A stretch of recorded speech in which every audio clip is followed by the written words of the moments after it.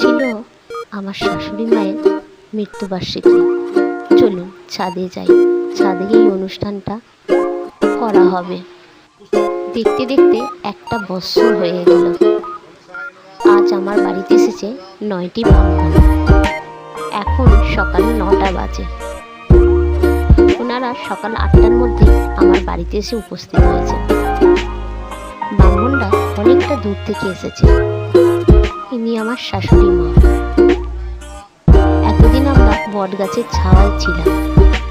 বট গাছটা যে কখন ভেঙে পড়ে যাবে আমরা সেটা খেয়ালই করিনি।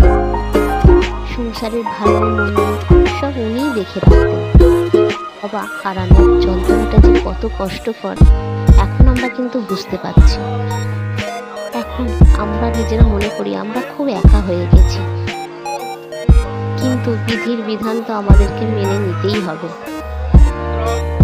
দুভাই কাজে বসবে, ভাই স্নান করে এসেছে, নিরামিষ খেয়ে আছে। এই যে এটা দেখছেন, এটা 9টা নবগ্রহ।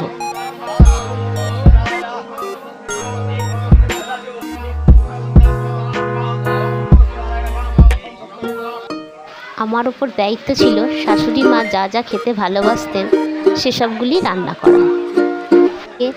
রান্না বান্নার জোগাড় চলছে। ব্রাহ্মণদের এই দিন সব কিছু রান্না করে ওনাকে দিতে হয়। রান্নাগুলি করব, ওই রান্নাগুলি কিন্তু বাইরের কেউ যেন না দেখে। এদিকে আমার ছোট দেওর কাজে বসেছে।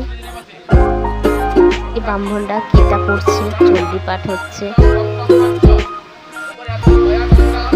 এক এক করে সমস্ত নিয়ম পালন করা হচ্ছে। এদিকে হোম হবে, তার জন্য রেডি হয়ে গেছে সব। ব্রাহ্মণ হোম করতে বসে পড়েছে। 15 কিলোর মতো বেলকাঠ আনা হয়েছে।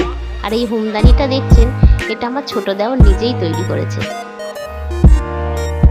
পরিবারের সবাই একসাথে আমরা উপস্থিত হয়েছে এই কাজের জন্য।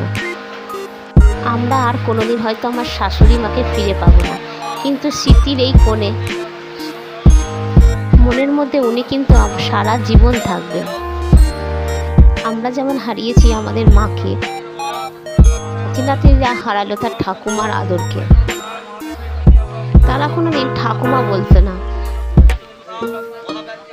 নাতি নাতনিরা মণিমা বলে ডাকতো। মণিমা ডাকটা ছিল বড়ই মধুর। আমরা বাড়ির সবাই মণিমা বলেই ডাকতাম। আমরা বাড়ির সকলে চাই উনি যেন ভালো থাকেন। জীবনে যুদ্ধ করতে করতে আমরা যে কখন হারিয়ে যাই আমরা নিজেরাই জানি। জীবনে বেঁচে থাকাটাই একটা লড়াই। এই লড়াই সবার একদিন শেষ হয়ে যাবে। ছাদের সব কিছু ব্যবস্থা করা হয়েছে, নিচে তখন জানা নেই বলে ছাদটা বড় আমাদের। এদিকে হোম হয়ে গেছে, একদিকে আরতি করা হচ্ছে।